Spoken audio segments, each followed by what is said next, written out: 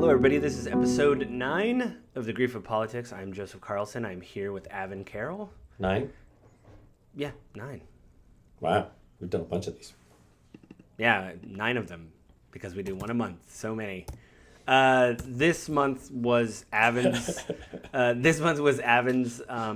Choice. You chose vaccine hesitancy because you are bewildered by it. In fact, we probably should have just recorded all of the phone calls that we made to each other over the past month, reading different articles, and you've been talking to people, some of them in church, some of them not. I've talked to a few people, but I get very tired talking to some of these people about why they should get the vaccine. I, of course, think it's life-saving.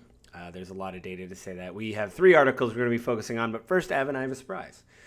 Not much of a surprise. Oh. So what I did is I went on our account on SoundCloud, and we haven't had a lot of listens, but over the past 30 days, we've got 8 people listening from San Francisco, 8 people from Dublin, Ireland, and 6 people from Tacoma. If you shrink that into 7 days, there is some people that have listened from Texas and Germany. Richardson, Texas, so I don't know if that means anything to you. Yeah. Having lived in Texas. I don't know if it's a friend. And Germany in general. And so we actually have listeners now, which is crazy because usually it's just us yelling into a mic. So thanks everybody for listening. And this comes out once a month. And Avin and I just try to have a reasonable conversation about politics every month. One of us chooses a topic. This month was Avin's turn to choose a topic. He chose vaccine hesitancy. So, we're just going to have a talk about that. And we do this every month. And so, make sure to give us the likes, the subscribes, all that kind of stuff on the platform of your choice. I'm still trying to get it on the Google Play Store. They sent me a notice with my other podcast that I haven't got a lot of plays, and they want me to update all the information. So I don't know how long my other podcast is long for the Google Play Store because they're trying to. I've only had a few plays on Google Play Store for all the 100 and some odd episodes I've had. So I think they're trying to weed out, or at least improve the algorithm. I don't think they're going to purge it, but just thanks for listening in general. So I think this podcast's actually doing better. Yeah, as far as number of listens. Yeah, this podcast is doing much better because when I checked, episode 2, and I've looked on SoundCloud, apparently their insight metrics are actually pretty accurate. Like a lot of people online said, no, this is pretty accurate from people that I've talked to. And we're just getting more and more listeners, which is good. So like I said, we're not, we're not getting a sponsorship or anything yet from Satva mattresses or what's the other one? All the other ones you hear from other podcasts listen to, there's a postage one you always hear about. And anyway, so this month was Avin's, choice. I want to remind you guys before we start that this will hit, this always hits the 20th of the month at 7 a.m. At our website, www.thegriefofpolitics.com. So go there, let us know what you think. And really quickly, sorry, Avin, before we start, I forgot. So last month we did Texas, and you and I were like, man, we probably didn't really talk about a lot of the grief in that episode. But 2 other things that we talked about in that episode was the ban on permits for concealed carry. Well, not a ban, but they're not required. The removal of. Yeah. And then the other thing was the abortion bill. Both those things passed. Mm-hmm. So I don't think we need to talk about the grief of privatizing citizens like we talked about last month into basically making a bounty system. There's some people, I read some articles about it, and there's a good lawyer on YouTube called Legal Eagle, and he kind of broke down legally what it meant for people and how the lower Texas courts were able to get around any of the kind of 2 standing lawsuits, Roe v. Wade, and there was a Planned Parenthood lawsuit, and how the lawmakers were able to write around the law to allow it to go into effect. Because basically by them writing that it was private citizens that were basically would have to bring charges up to get the bounty, or at least start a lawsuit that there's nobody to sue. Basically, you can't sue the public, and so you have to have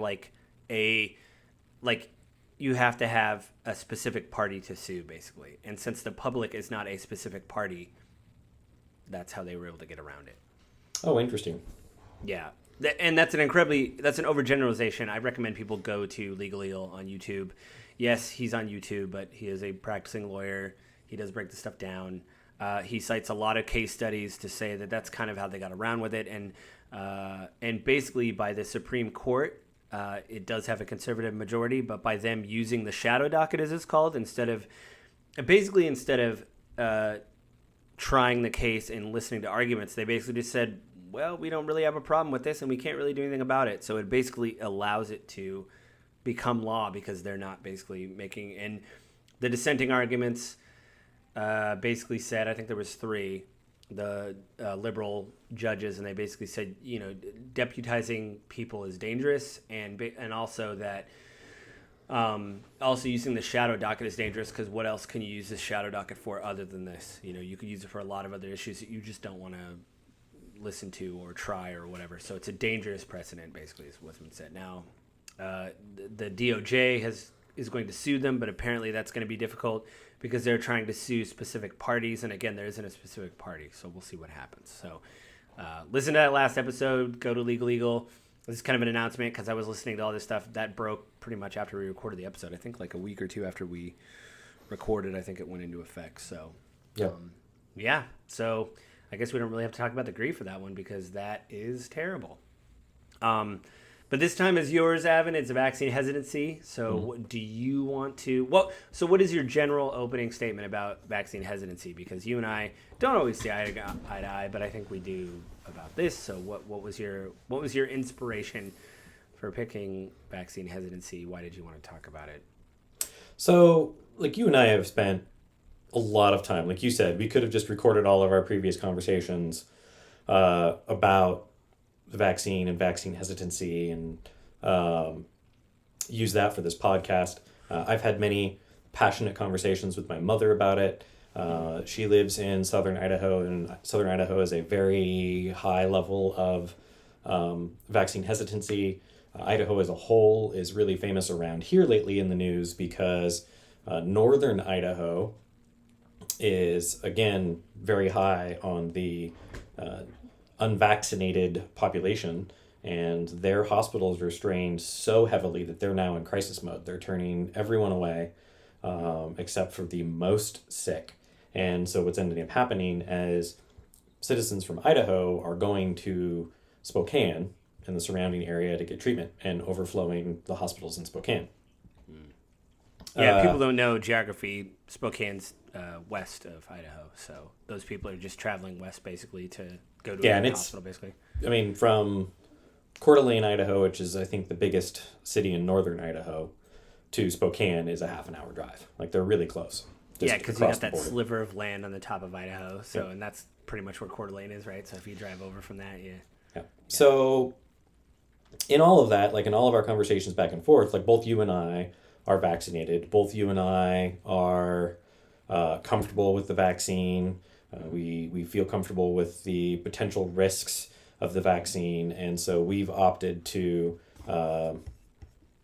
get vaccinated and are not, hesitant on that. I don't know, you might have been a little bit, but I mean, for me personally, I'm not. The technology... Well, no, I could wait. I was trying, but because it was hard in the beginning to get it, just because so many people were getting it in our area, and so I had to wait like a month or two before. And it was a pop-up clinic that showed up, and they said, if you're not here this day, which is what I did, I showed up that day. Even for Lisa and I, it was the same scenario up here, right? Because everyone, in where we are in the United States, Western Washington in particular, is an area that's been very welcoming to the vaccine. We were one of the first regions in the country to hit that 70% threshold. The city of Seattle, which we're both about an hour's drive away from, Seattle, I think, was the first city to hit 70%. And it's probably not true anymore, but for a while, Seattle was the highest vaccinated city in the country. Since we're both so close to Seattle, like that just spreads out into the surrounding suburbs and communities and cities around in the region. That influence affects the whole region. So, it just made me curious because, I've done a lot of reading, and a lot of watching videos from like Dr. Z that you and I have talked about. Yeah. And for me personally, it seems like all the numbers and all the data say that the vaccine is very effective. And I think the data shows that the vaccine is extremely effective. Yeah, it seems like all three of them, even the Johnson & Johnson is effective as well. And the one that even got pulled for a bit is now. Yeah. And which we can come back to some of those numbers. In fact, I want to talk about some of the numbers I've seen, even outside of the articles that I shared with you for our discussion today. There's some new interesting numbers as well. But I wanted to get an idea on like what is it really that people are getting upset about, because everything we see in the news, or at least this is my perception, everything you hear in the news is that like these people that aren't getting vaccinated, these ones that are hesitant, are one, anti-vaxxers, which is a very different thing. And one of these articles actually does a good job of being clear to delineate an anti-vaxxer from someone who's vaccine hesitant for COVID-19. They've taken other vaccines, but this is the one they're just not sure of. And I think it's really good that they're delineating that language, because so many people are being labeled as anti-vax just because they don't want to do the COVID-19 vaccine. And that's, in my opinion, an intentional vilification of the large number of Americans that are hesitant for the COVID-19 vaccine.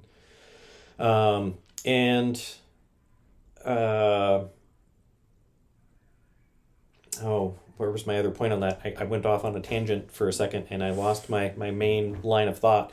The idea is you just wanted to know why people feel the way they do, basically, because there is a pandemic happening right now. The vaccines are safe, but yet a large percentage of people just still don't want to get the vaccine. Yeah, and so I wanted to see if there's any real research on it that's not vilifying of these people that are reluctant or hesitant to get the vaccine, and kind of what's the reasoning behind it. From like a fair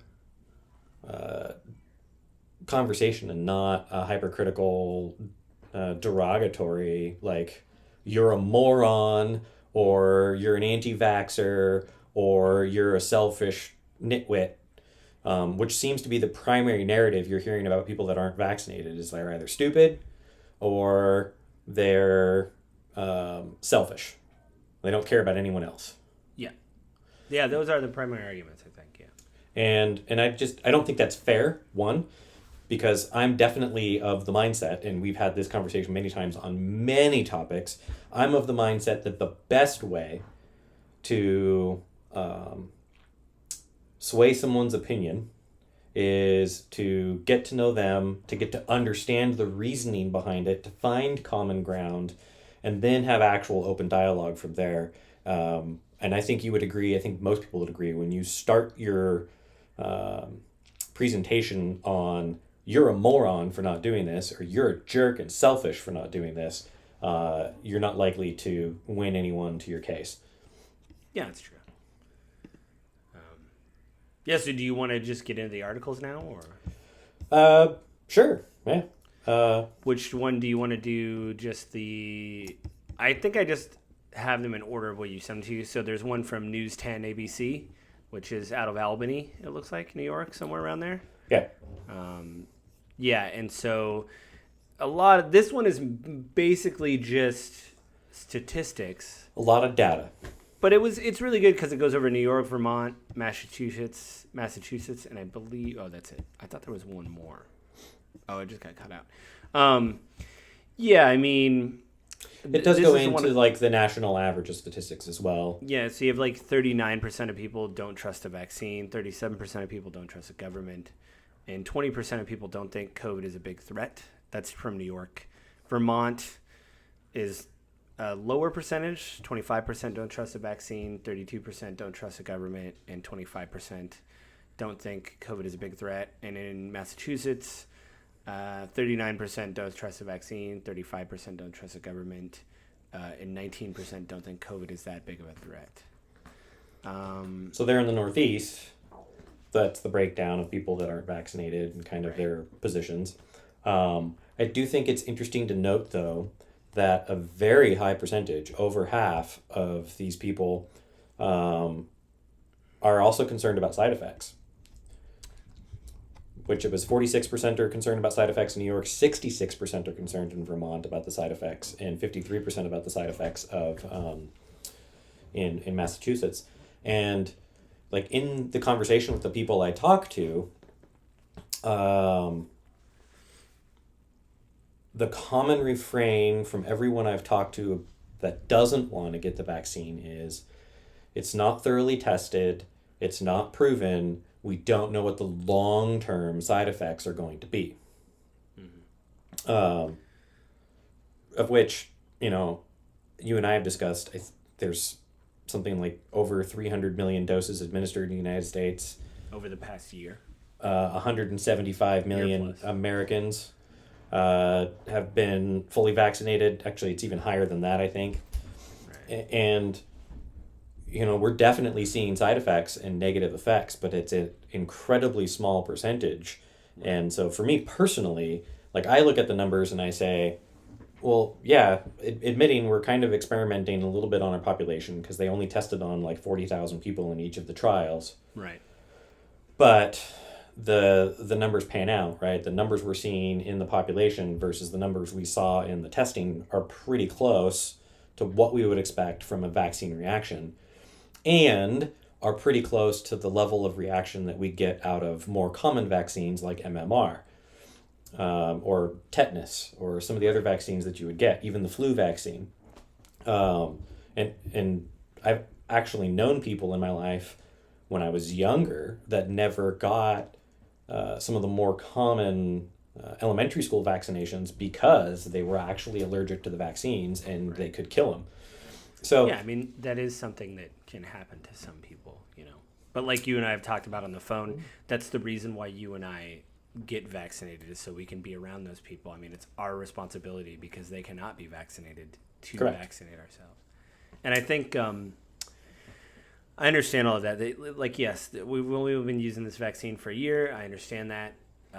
Yeah, we don't have all the data, you know, but the data we do have shows that the vaccine is effective. You might still get COVID if you have the vaccine, but your symptoms are less severe. Mm-hmm.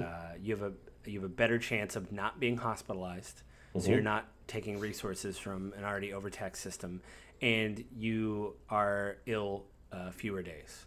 So, mm-hmm. to me, what I've noticed is there seems to be, and this is with every argument, and this is one of the problems I have with some politics, and it doesn't matter what side you're on, is a lot of people like to use anecdotes, you know. Well, I knew this guy that this thing happened to, or I knew this woman something happened to. It's like, that's true, and those things mean a lot to everybody, but like it's kind of like the worst of both examples, I guess. Basically, you can't just live your life by anecdotes. You know, there has to be real numbers, but it is also difficult trying to spew numbers and facts to people because that seems so cold. You know, like it's hard to realize. But also at the other end of the spectrum, if you know somebody that has died from a vaccine or been had a side effect or even died from the COVID vaccine, the very rare case. It's difficult to tell them, well, you know, your loved one was just a statistic and it was rare, because, you know, that person obviously meant a lot to you, hopefully. But I mean, the best thing you have to go on is, like I've told people lately, is just talk to your doctor. You know, if your doctor is, hopefully most people have had primary care, like their primary care provider for years. And so if go to your doctor, you start talking to them about everything and your doctor says, yes, go get it. I think you should. Because the one thing that you brought up that I'm kind of tired of hearing is the personal freedom, because I don't think that's even applicable in this argument. And I get really mad when I keep hearing about, well, what about my freedoms? And I'm like, that's not how freedom works. You don't, like, no, everybody has the right to breathe. And the way the COVID works with the incubation period of up to 10 to 14 days, you know, you could be having a conversation with someone and just breathing, practicing your right, and don't know that you're infecting someone, or maybe you bring something home to somebody that is not vaccinated and they get sick and maybe they have some comorbidity you don't know about. I mean, I asked you before we talked a lot, and like, what did you say about your church? You said that they've taken kind of a neutral stance. Yeah. And my thing is like it probably should have been more like, hey, we're part of a community and we need to do right by the people in our community. If your doctor tells you to get vaccinated, please get vaccinated, because you're just helping out the community and people you care about. It's not about you, And that's a problem I have with the personal freedom argument, because it turns it into I need this, I need that. It's like, well, we all need to make this become an endemic, not a pandemic, as Dr. Z says on YouTube. We want this to be like the common cold, where we get a booster every year along with the flu shot. We don't want to shut businesses down. We don't want to do any of that again, And I'm not a fan of, nationwide mandates like Joe Biden, mandating that you have to get a vaccine. Like, even being liberal, that's troubling to me that the president has to do that. But the fact that the Delta variant has ripped through parts of the country, in unvaccinated parts of the country, worse than other parts of the country, and there's new variants like the Mu variant, and I'm sure there's others.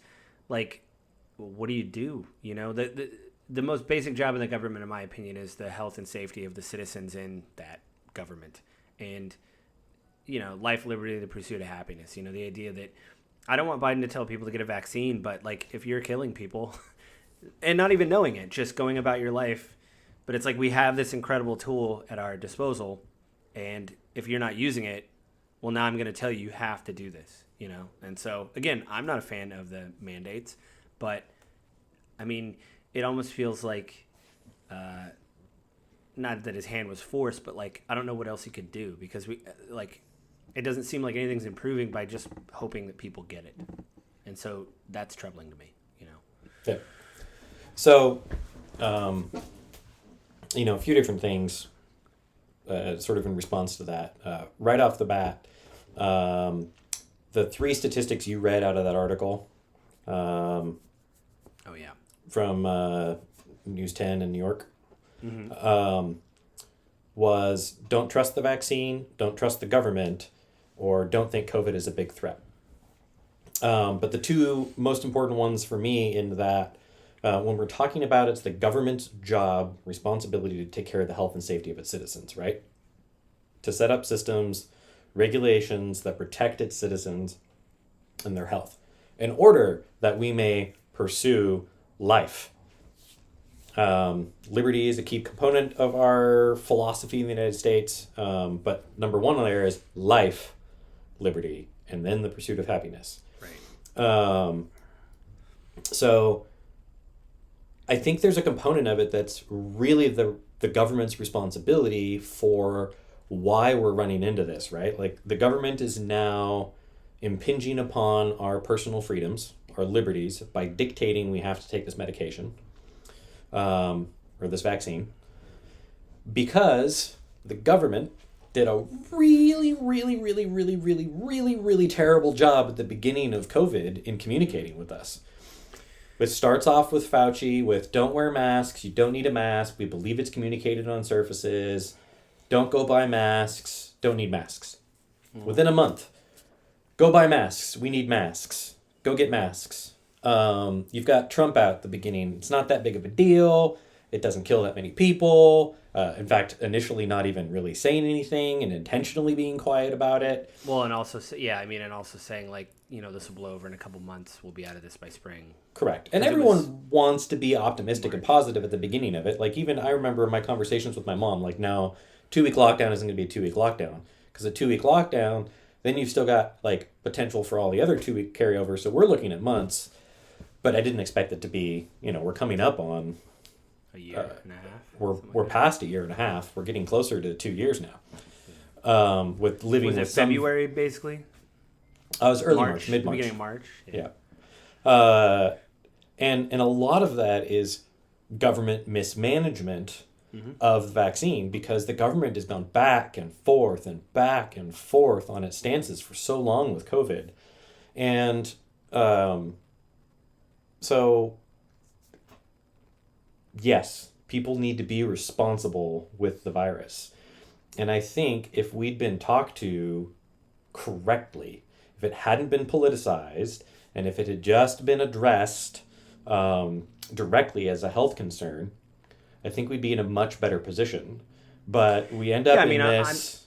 I'm not excusing you that. I mean, Fauci did say, like, yeah, I did mislead people on masks because the medical personnel were running out of masks. So if I told everybody to go get N95 masks, then we would have ran out of masks. But if he would have said that, like, hey, we don't have a lot of masks. And again, I mean, to me, this is all, I mean, it's a soup, right? It's not one, like Correct. a silver bullet thing. It's not all, like, what I hear mostly on the right is, Fauci lied. And I'm like, on the left, they say Trump lied. It's like, this took as Hillary Clinton famously said, this took a village of people to basically bungle this so bad. And I don't think that they were, I don't think there was malice. I think it was just looking at the situation going, oh, we got to manage this. And not, whatever other problems I have with Trump, like that stuff. I don't think it was malice. It's different levels of reaction and how to handle it. And because it was so mishandled, the two number one things, the two most concerning things for why people are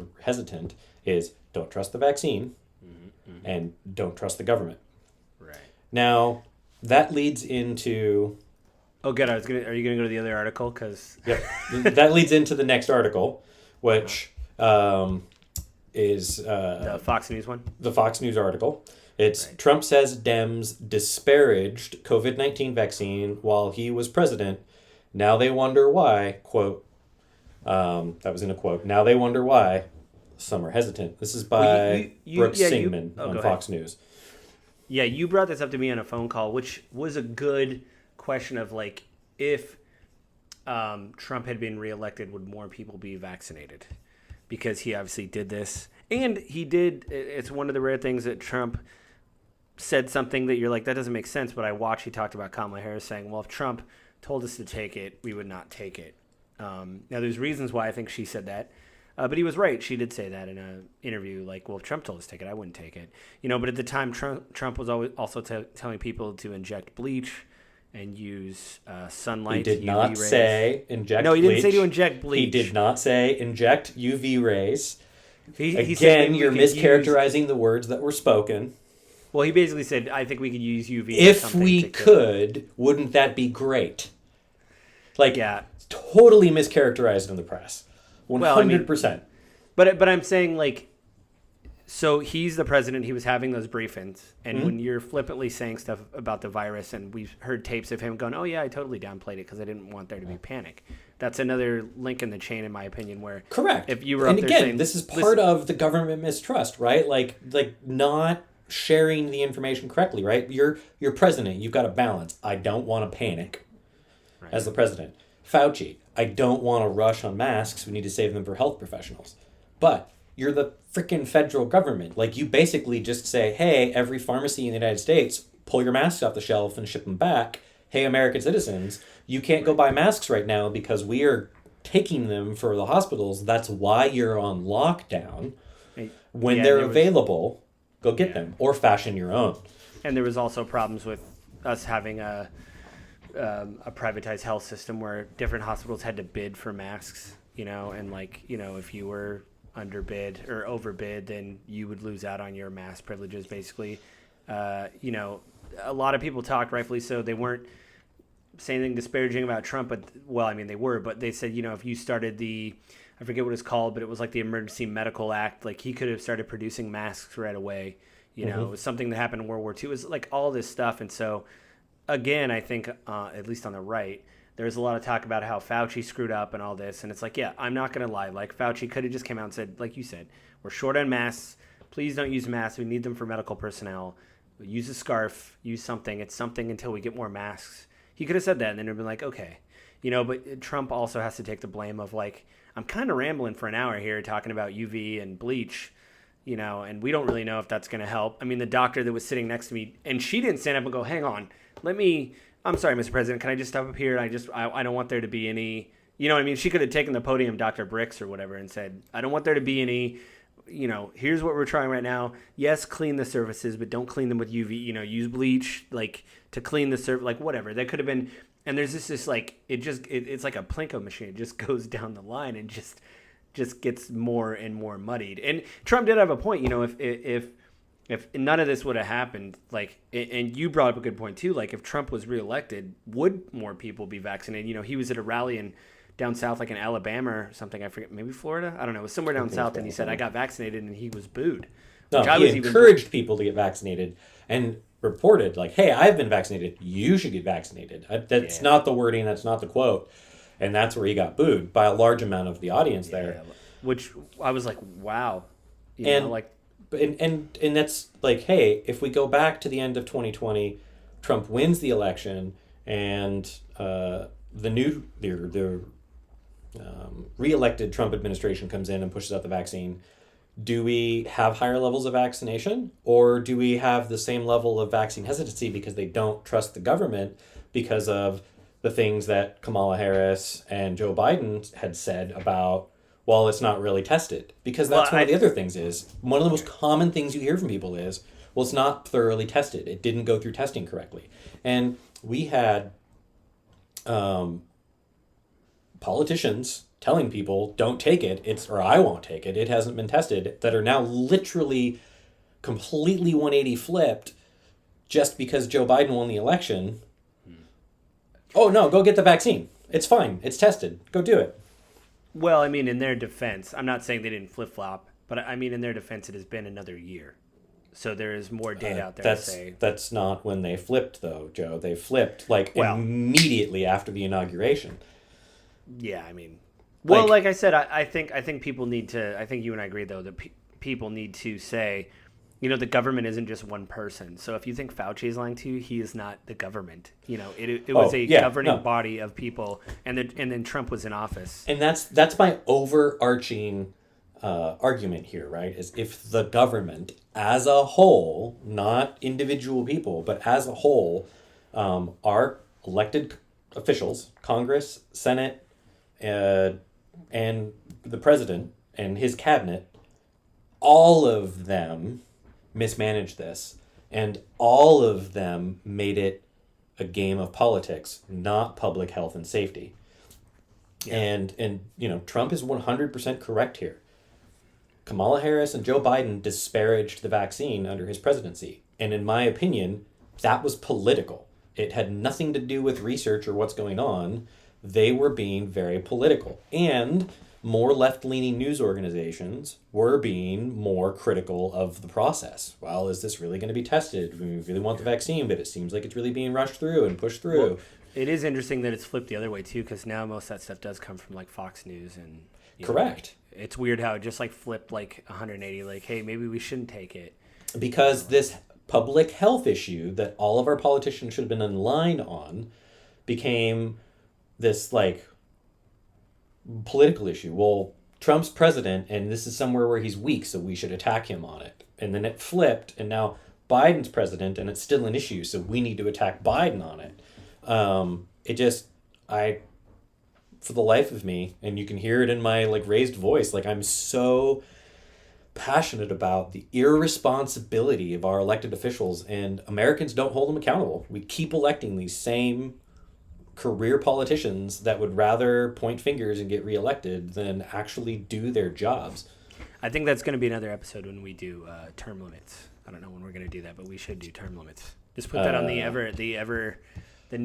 never finished list of things that we're going to talk about. Yeah, and I'm 100%. That should definitely be one. The last article that I want to talk about, because this is probably the one I took the most notes about. You know, it's from CNET. I found you linked it through MSN, but it was on CNET. It's called COVID Vaccine Hesitancy: Why People Don't Want the Shot. It was written by Jessica Rendell at 9/8/2021.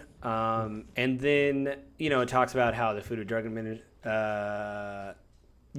So the first vaccine was available in December of 2020. And then, you know, it goes on. It talks a lot about the conspiracy theories. You know, some people thought there was a microchip in it.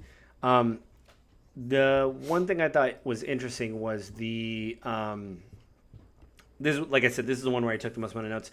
The Kaiser Family Foundation poll that came out in July said that white Christian or people under the age of 65 definitely were not going to get the vaccine. Yeah. It's people under the age of 65 without health insurance.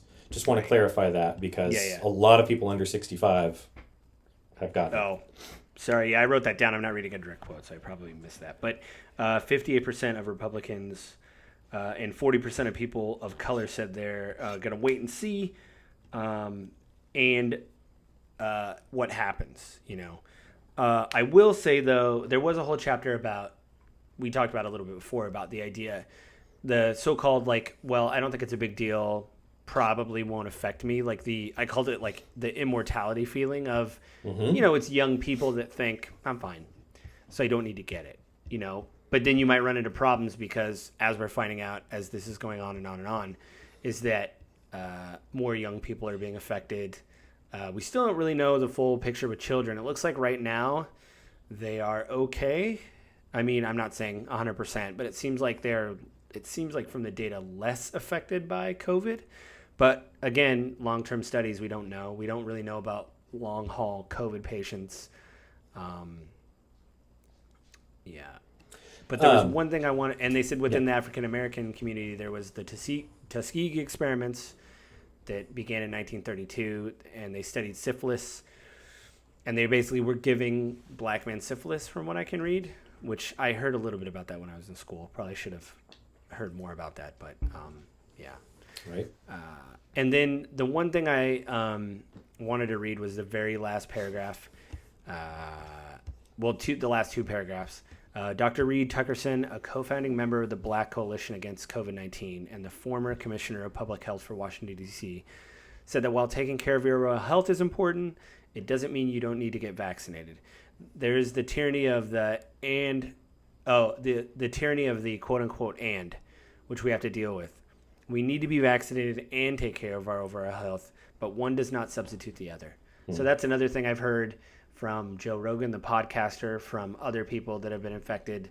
Well, if you just take care of yourself, you'll be fine. There'll be or it'll be less of a symptom.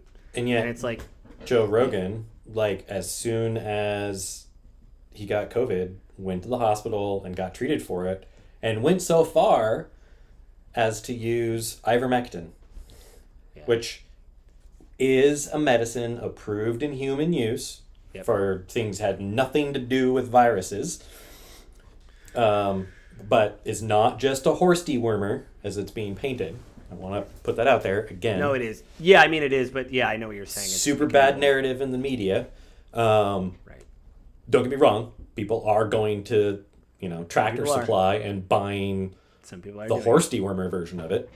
Yeah. But I do think it's really funny that even he was like, oh, now I'm sick. Okay, now I need to do everything I can. So I'm going to go to the hospital and I'm going to use medications that haven't been tested for this purpose. I believe he did monoclonal antibodies, if I'm not mistaken, which, by the way, is a new medication that hasn't been tested any longer than the COVID vaccines. Yeah. I also think he did remdesivir, which is a newer medication that hasn't been used anywhere near as widely as the COVID-19 vaccines and hasn't been tested as widely because of the number of people that have had it. And so I think it's really hilarious that a lot of these people that have been very public about not getting the COVID-19 vaccine are other taking all of the experimental treatments as soon as they can get them. Right. One of the other things we haven't talked about yet that I've heard as an argument against it too is that the vaccines used fetal stem cells from aborted fetuses. Oh yeah, this is something I think you were telling me on the phone before we started, earlier today before we...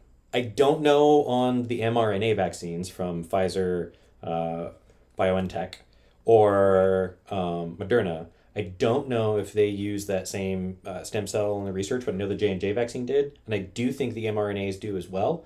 But these are from cloned cells from the 80s, right? This isn't that they're out there aborting babies, taking their stem cells and doing it at the clinics or promoting abortion at this point anymore. They don't need to anymore. The interesting thing to me on that is this week, a hospital in Arkansas, I believe it was, put out a directive to their employees because they've had such a huge spike in requests for religious exemptions on the vaccine, that they actually, it was such a huge spike that they actually put out an agreement that says, we'll give you a tentative waiver, but it's only short term. And then if you take this waiver, understand that you can't use any other medication that is developed using these stem cells. And it's things like Tylenol, ibuprofen, other really common medications that we use on a daily basis we don't realize have been developed that way. And so it really weakens that argument. So either you're going to say like, oh man, well, like we're not going to use any of this anymore in our family and really stand your ground, or you kind of back off and go, oh man, I had no idea all these super common things that we use in daily medical treatment were developed in that same way. So that was interesting. I do want to say, like, listen, I understand that, like, nothing is 100%, and the vaccine probably does have side effects. But again, if your doctor says, like, listen, you don't have any comorbidities, you're looking good, you're good enough, like, get the vaccine, because you're only helping yourself. And many people have pointed out, especially for children, the amount of vaccinations that they have to go through to go to school. You have to get vaccinated against, I think, measles, mumps, chickenpox.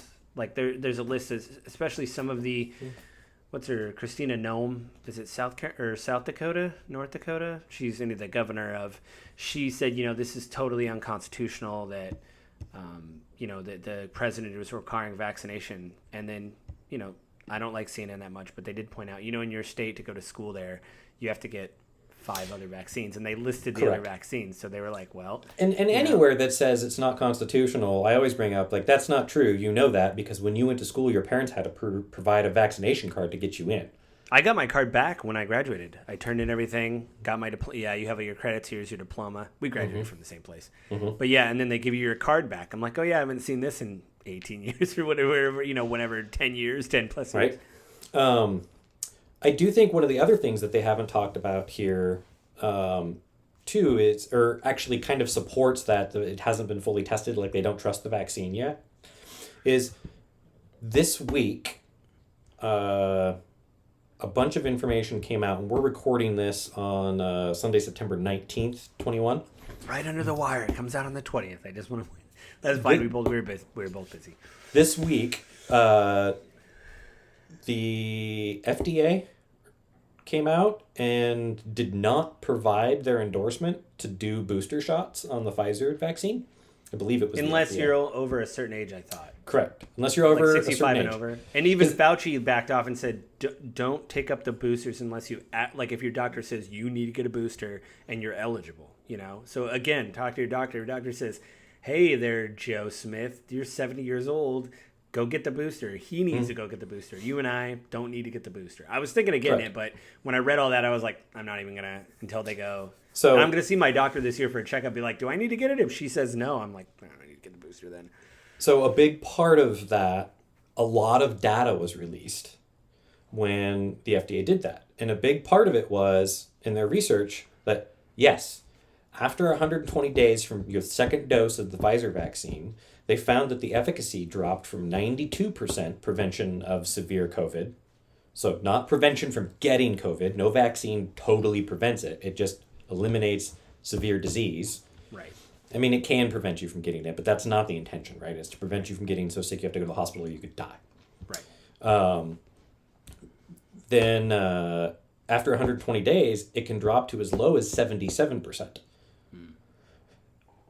However, the Moderna vaccine, which gives a much higher dose when you receive it, and is given at a larger spread. So Pfizer was given at a 3-week spread, Moderna's at a 4-week spread. The Moderna vaccine went from like 91% to like 89%. Yeah. So there's still a whole lot they don't understand. And I think that's a really important thing for us to remember is, we've been talking about the vaccine for a long time about like, this is going to make everything different. This is going to make everything better. This is the panacea that we need. It's going to allow us to return to normal in our regular lives. And then now we're finding out like, hey, we don't really understand the long-term effects of these vaccines. Now, this isn't a negative effect. This is just how effective is the vaccine. We haven't used it long enough to really recognize how quickly it tails off. Yeah, and I just read today that they don't really have a lot of data with breakthrough infections. which they have like broad data to say, yes, again, these people aren't going to the hospital as much. They're not using as many resources. Their symptoms are less, but we still don't know if they're going to be a long hauler, if they're going to be more susceptible to COVID later. Like, we don't know that. And I know my friends I talk to that are conservative, this is always a negative. But the way I look at it is I kind of look at it as neutral, because we're literally in the middle of this thing trying to figure it out as we go. And again, like you said, if the government wouldn't have been so popping a smoke bomb in front of the podium trying to subterfuge what was going on, I at this point I would have been like, okay, well, we don't really know, but we do know the vaccines with the amount of doses that it is safer than getting COVID, you know? So I'm just going to go with the vaccine. If I have to wear a mask in public, you and I have talked about this, it's not a big deal for me to wear a mask. If I go to a business and, like, I was working at a job site early in the morning and no one was there, a couple people came, I just forgot I had my mask, but I had it with me, and one of the, it was a school district, so they're very strict.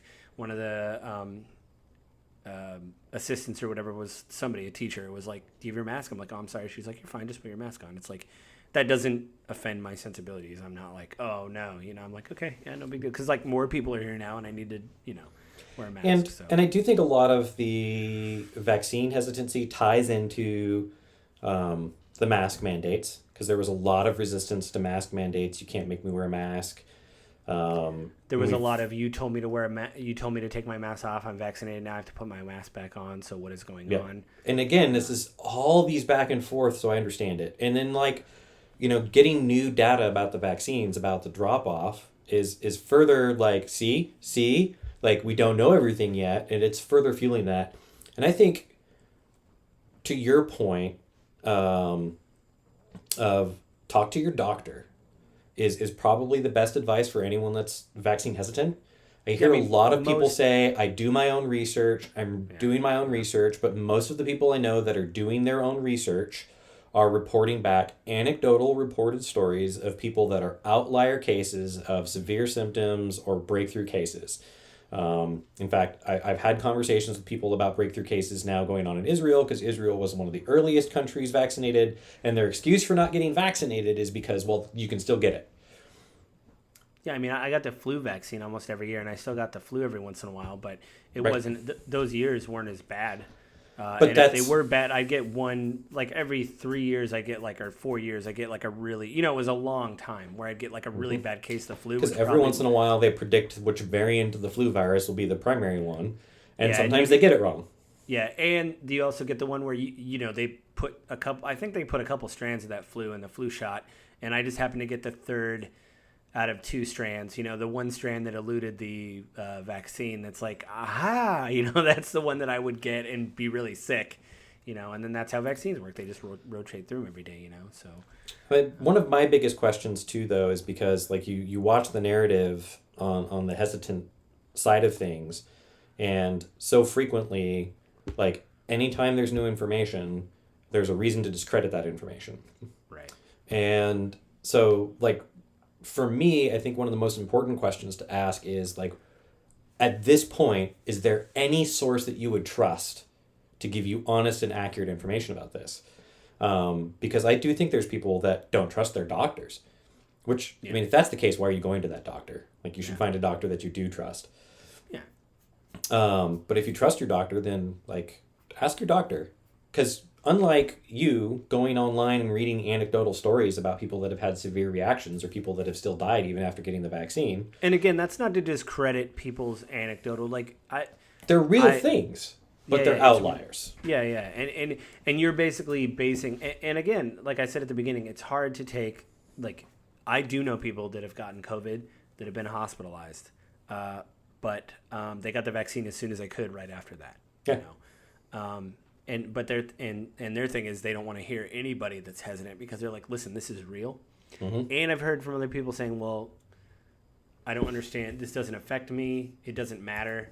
There's no reason to get it. And, like, I was talking to them saying, well, in certain parts of the country, you know, hospitalizations are up. There's limited resources. And they would say, well, that's way in another part of the country. That doesn't affect me. Okay. You know, so it's the opposite end of, like, I need to see it for it to be real, you know. It's kind of interesting, actually, as I was scrolling down reading these articles, one of the side articles Oh, like if you like this, you will like this. Maybe. I mean, it's in the column on the right-hand side. Is Chris Rock says he has COVID. Quote, trust me, you don't want this.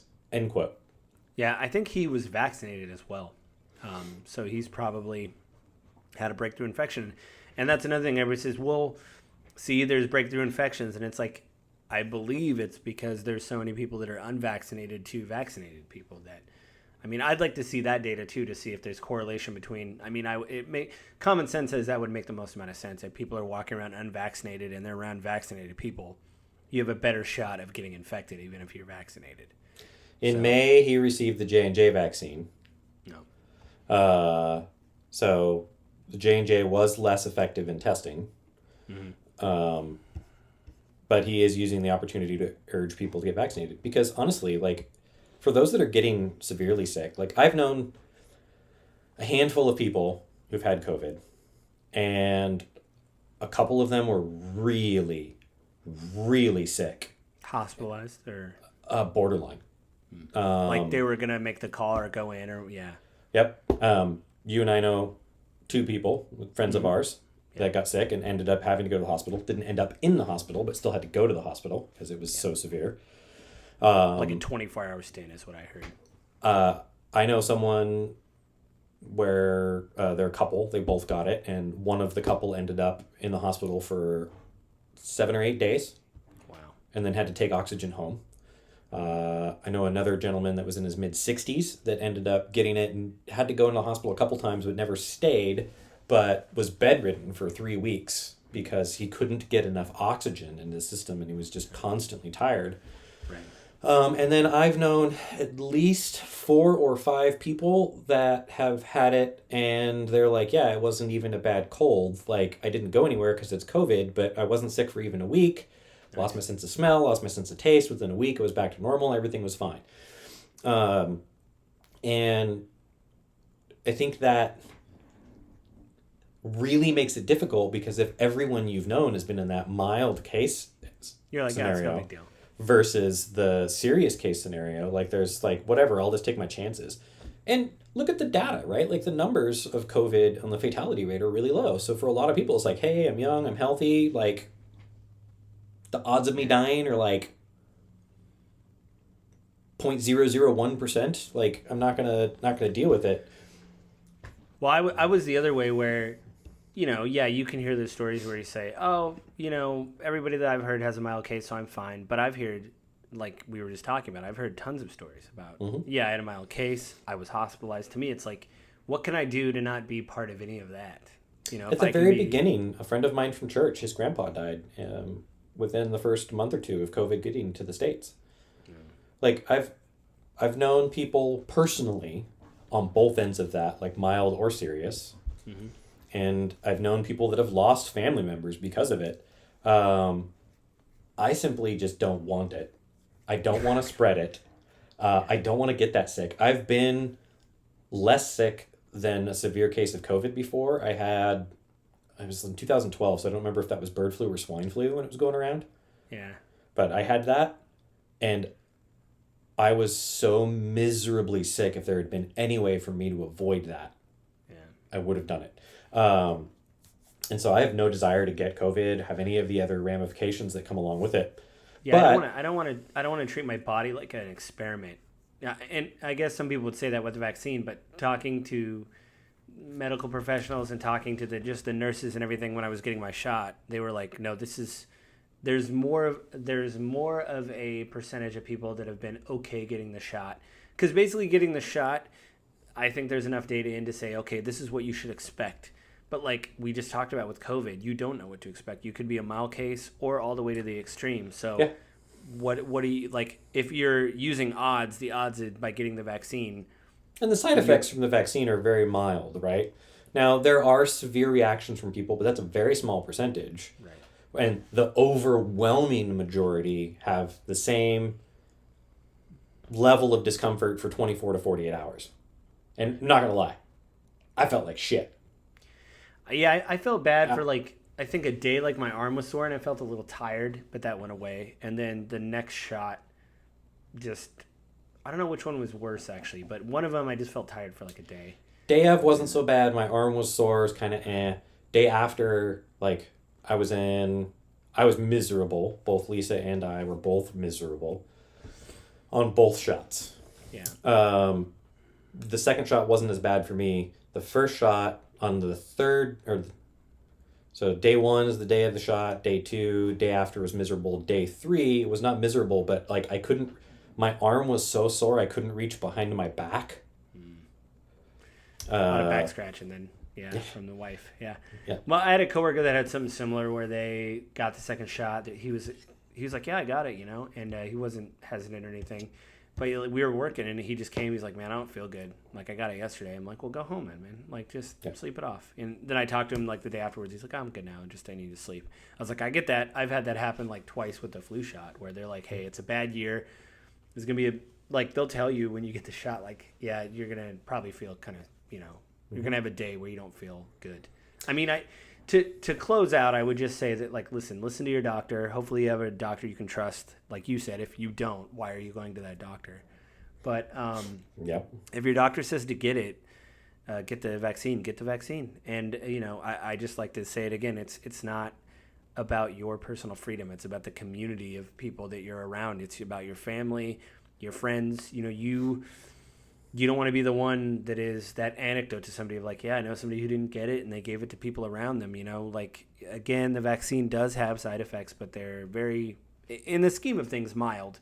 And that's all I would say is, please don't, I'm not going to argue. I'm not going to yell. I'm tired of all that. I can't convince people to get the vaccine. Mm-hmm. What you have to do is just say, listen, if your doctor says you should get it, just go get it. Because I don't want to. I mean, there's no sense in like you said. If you try to argue with someone, you're not going to sway them anyway. Yeah. So that's my thing. Is like if your doctor says get the shot, just get the shot, and know it's about the community and the people you care about. It doesn't have to do with you. And that's the biggest thing when this all started. And there wasn't a vaccine, and there was more deaths. Is I heard all the time online from all those anecdotes where people at the end say this isn't about you, and I just like to echo that and say it's not about you. It's about your loved ones and the people you're with, you see every day and all that kind of stuff. So, and the loved ones of the people around you, right? Because it may not be them that you make sick. It might be them taking it home to their loved ones. Right. And that was the big argument with the masks, right? Like, don't make me wear a mask. Well, I don't want you around me, right? So kind of in summation for me, I mirror what you say, right? Like, if you've got a doctor you trust, go talk to your doctor. I will add on top of that, don't tell me you're going to do your own research, and don't tell me to go do my own research without actually doing research. I'm not looking for anecdotes. I'm not looking for doctors of psychology that are giving medical advice. Chiropractors, that's another thing.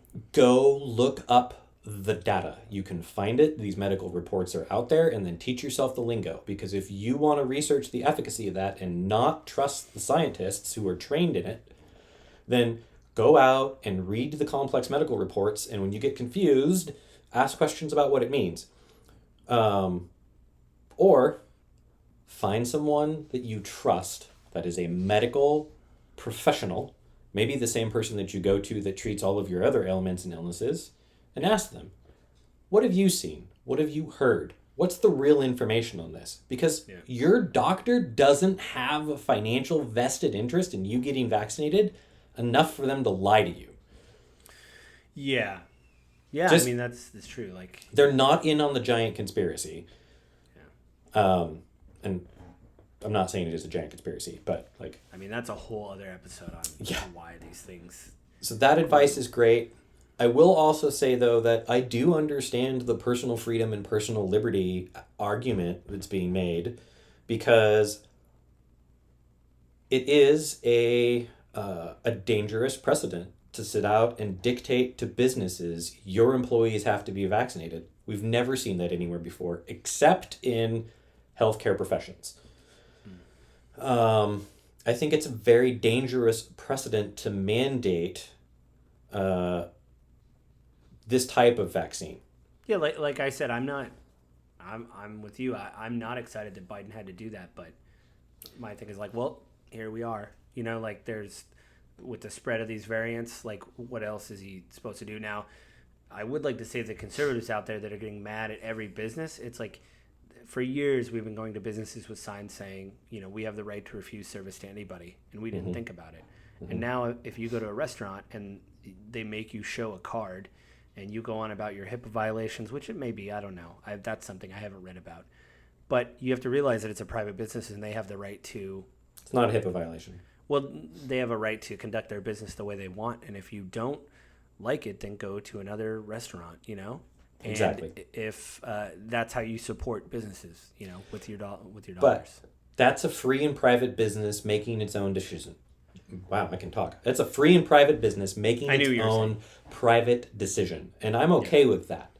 Just like conservatives for years have been saying the same thing about, businesses not wanting to provide services to gay people or transgender people or anything else along those lines. It's different, right? Like I've heard it a million times before. It's different because that's prejudice, because it's something a person can't change about themselves, whereas a vaccine is something someone can change about themselves. But at the end of the day, the point is, if you're going to make the argument for a free and private business to be allowed to do what a free and private business wants to do, you can't change your mind when they do something you don't like. Yeah. Which is what they're doing there. Also, it's not a HIPAA violation. It's a HIPAA violation when a business shares your private medical information, not when you share it with them. Yeah, that's the way I looked at it. Is like You can ask me all day long. I don't have to give it to you. If I choose to give it to you, I'm giving you that information of my own free will and volition. Yeah. It is a little bit sticky when it comes to the government mandating that if you want to be open as a business, you have to verify. And I don't know where that comes from. Yeah, I don't know. I don't know if they've done that yet. Isn't it just federal employees right now that like... No, there's discussion of, and I don't even know, I think City of Seattle may even regulate it. If you want to be open, you have to verify vaccination status of your employees. Patrons. Oh, patrons. Yeah. So that's a little bit... That'll come up in a court case. Somebody will sue somebody over that, I know. If they haven't already. Right, and I'm not, again, when Biden made that, I was like, well, here we are. I mean, there's a lot of Democrats that are against it, but I read an article on it. I think they made a really good case that, Biden was kind of backed against the wall. Like, he had to do something.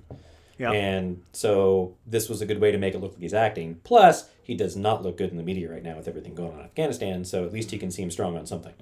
What an interesting segue, because I think that finishes that episode, but next month is my choice. And I've been reading the Afghan papers by Craig Whitlock. He works for the Washington Post. They sued the government, the Washington Post did, for 2 years to get interviews. That's what I want to talk about is Afghanistan, because we have seen in the news it is terrible. It was built on a house of cards. I'm about 60% because the way Amazon on my Kindle does pages. I'm sure I could change that somewhere, but anyway. I want to talk about Afghanistan. I'm not going to make you read a whole book. What I'll do is I can send you portions of the book, or I can send you quotes, and I'll probably do that, and we will talk about it, because they do go over until like the end of the midpoint in Obama's administration. But of course, the Afghanistan war happened in 2001 after September 11th and went on through 4 administrations. So I just like to point that out. And so what I want to do is look at it and see just how troubling it was getting through the book. I haven't really taken any notes. I will say anecdotally reading it that they did like an oral history from the Virginia Military Academy, I think, and the lessons learned interview was an internal, whatever they also talk about, SIGMAR, which I can't remember what it stands for, but it's basically an internal investigation committee interviewing people in various parts of the military, everywhere from Petraeus to some line corporal somewhere. Anyway, everybody basically, contractors, diplomats, all talking about how Afghanistan failed and what led up to its incredible, what we saw in the news with people hanging off planes trying to get out of the country, the fact that Glenn Beck and other Christian organizations had to pay for planes to be over there to evacuate Christians, and just what a terrible disaster it was. And again, I'm not letting Biden off the hook. I know he's the new administration. He was there during the Obama administration and also made mistakes during his presidency. But I would like to point out there was 3 other administrations that were involved in this. So it is, 20 years of, and that's what I want to talk about next month. Like I said, I'll be done with the book here shortly because I'm working nights, so I'm reading more, and I'll be able to send you some quotes. So that's what we're going to talk about next month. So yay, Afghanistan, yay. Well, it'll still be an ongoing thing at that point, right? Because we're still working to get people out. I saw an article last week about U.S. Special Forces helped smuggle some people out through some mountain passes. Like, yeah, it's going to be a disaster. It's going to stick around for a long time. I mean, and we'll still be, and the Washington Post is still waiting for, I guess, part of the court case to get more documents. They wanted more, and the government had to redact stuff, obviously, and they only released so many thousands of pages, but there's more. So they'll probably write like a part 2 when they're able to sift through the rest of the documents and, do that. So what do you want to plug before we leave, Avin? Obviously, I'll rep for your other podcast since I got to participate in it finally. Yay. It's like the second time in like 4 years or whatever I've been on that one. Good, yeah. So definitely check out Gaming with Grief. This is grief politics. I think there's a lot of grief in the politics around the COVID vaccination. People are dying. This is literally could be a life or death decision, right? Based on how you want to get, if you want to get vaccinated or don't. So and also, go check it out. I'm a real estate agent. Check me out at Your Agent Guide on Facebook. Yeah, don't get grief from not getting a house that you want. It's the lightest amount of grief you can get, but it is. As you and I have bought in homes, it is something that is frustrating if you don't know what you're doing. Going into it for the second time when we get our next house, it's one of those things where definitely there's a lot of stuff that I'll ask that I had no idea to ask when I got my first home. So anybody that can help you do that, do that. Yep. Get somebody to help you do that. Yep. And that is kind of my premise. If I'm not in your area where I would be working with you directly, like my objective is to teach and educate how to find good, qualified, professional real estate agents or brokers, depending on where you live in the country and how it's legally defined, to help you get through that process. And again, that's youragentguide.com or Your Agent Guide on Facebook. Yeah, and I just want to remind everybody that, again, this podcast will hit The Grief of Politics. That's www.thegriefofpolitics.com at Monday, the 20th of every month at 7 a.m. It will hit tomorrow at 7 a.m. You can leave a comment. Let us know how well we did or how bad we did. Thanks to everybody that listens to the show on, I believe, iTunes, because you're not on the Google Play Store. Let us know there. You can write us at gwgpodfellows@gmail.com. Tell Avin or I if you have a question for us, and let us know it's from The Grief of Politics, because I'm paying for that for my other podcast, and I don't want to pay for another Gmail suite. So, and seriously, if you guys have comments, we'd love to hear it. Yeah, that'd be great. Any kind of letters would be good, because if that doesn't happen, I think on my other podcast, I'm just going to start reading the promotional material I get from Google all the time about like the coupons that I get in the email. So I think that's it for this month. So yeah, next month we're going to talk about Afghanistan. It's my turn to pick, and Avin and I will have a massive discussion about that, because we've already, again, talked about it on the phone, and we had long conversations about that. So anything else, Avin, to add before we take off? No, thank you everyone for listening. Really appreciate it. And look forward to reading any comments you guys might have between now and the next podcast. Sweet. All right, bye guys.